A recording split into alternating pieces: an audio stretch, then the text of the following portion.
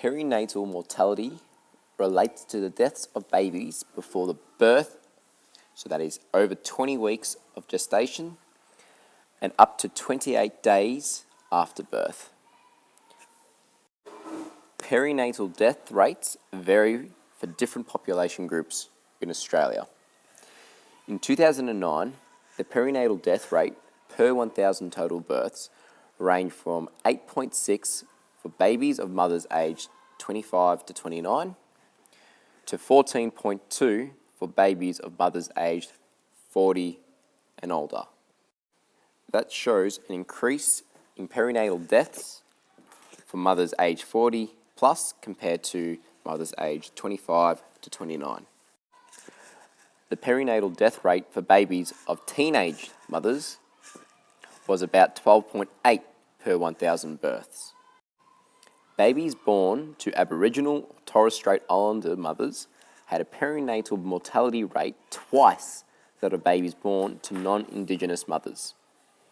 Improvements in perinatal mortality rates have been made over the past 30 years, with rates now around a quarter of those reported in the 1970s. Rates are now lower in Australia than other comparable developed countries. Congenital abnormalities, sometimes referred to as birth defects, accounted for 26.5% of all perinatal deaths. Congenital abnormalities often result from missing or ill-formed body structures. They may have a genetic, infectious, or environmental origin, although in most cases it is difficult to identify their cause.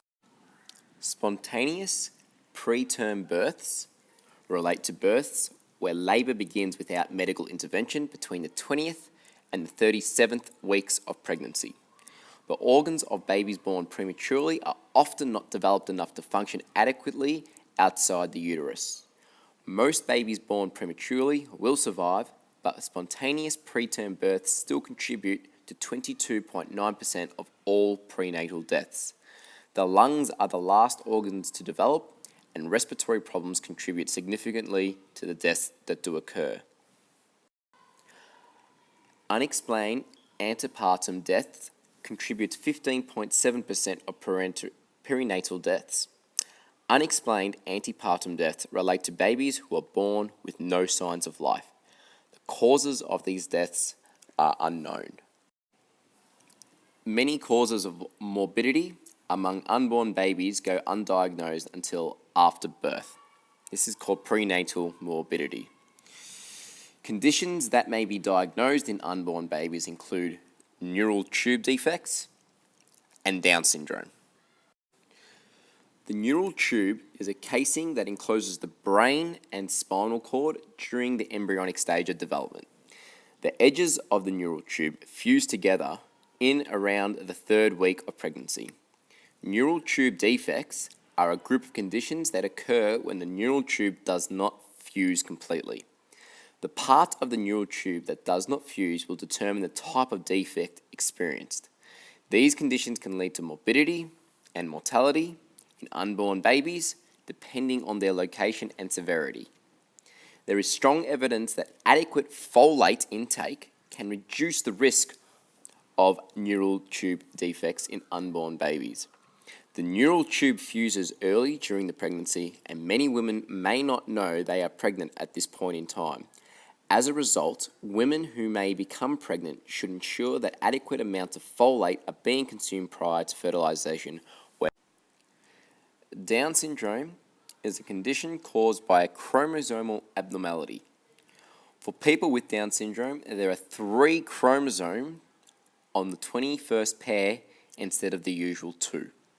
This extra chromosome produces a number of symptoms common to many people with this condition, including eyes. Nearly all people with Down syndrome have a slight upward slant of the eyes. Face. This is often rounded and tends to have a flat profile. Stature.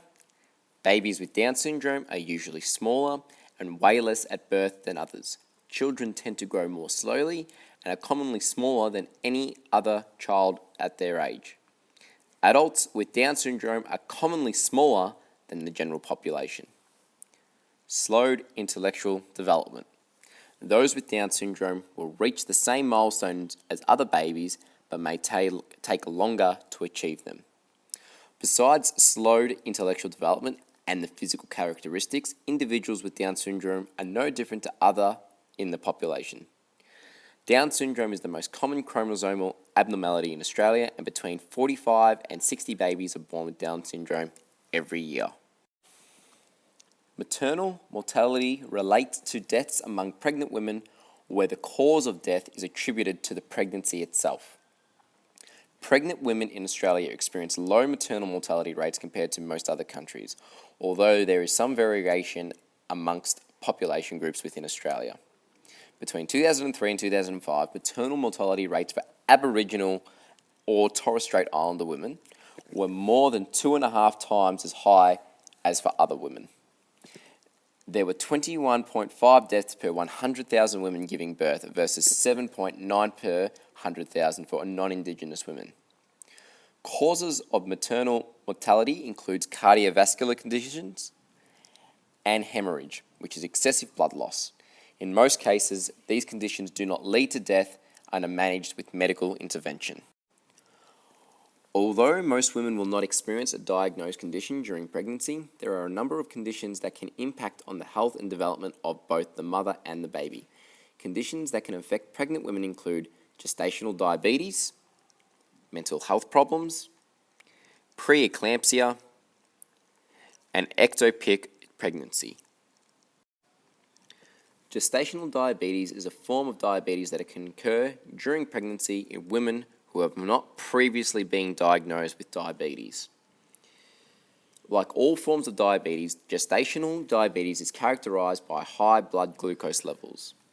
Gestational diabetes usually goes away after pregnancy but can return during subsequent pregnancies. Gestational diabetes occurs in around 5% of all pregnancies and is more common in older women and those who are obese. This condition can impact on women in numerous ways, including high blood pressure, preterm labour, longer hospital stay than mothers without gestational diabetes, increased risk of developing type 2 diabetes, increased risk of cardiovascular disease. Gestational diabetes increases the risk of many adverse outcomes for the developing baby, including high birth weight, respiratory conditions, and jaundice.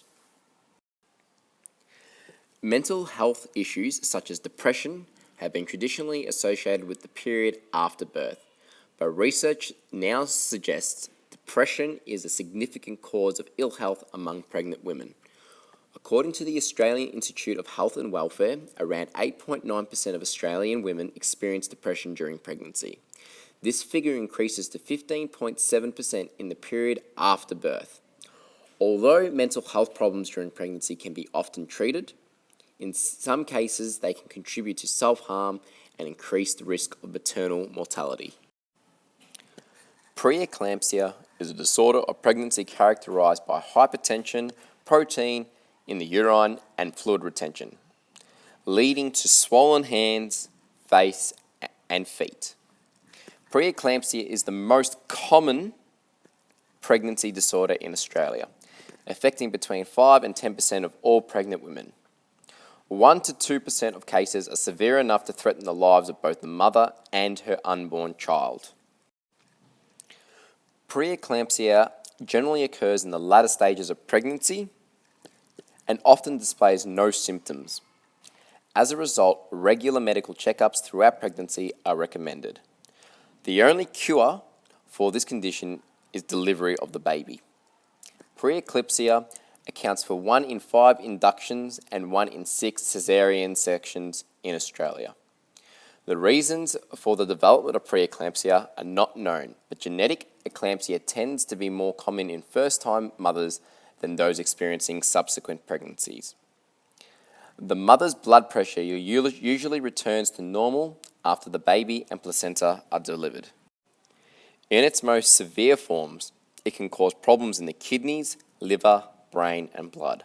It is difficult to predict who will be affected, but certain women appear to be more at risk than others, which include women experiencing their first pregnancy, those with pre-existing high blood pressure or some other types of vascular disease, women with a family history of the condition, diabetics, women pregnant with multiple fetuses. Ectopic pregnancy occurs when, instead of implanting in the uterus, the embryo implants elsewhere in the mother's reproductive system. The fallopian tubes are the most common site of implantation in ectopic pregnancies, but implantation can occur in a range of other places, including the abdomen and the cervix. In Australia, around 5 in every 1,000 pregnancies are ectopic, and in most cases, the embryo does not survive.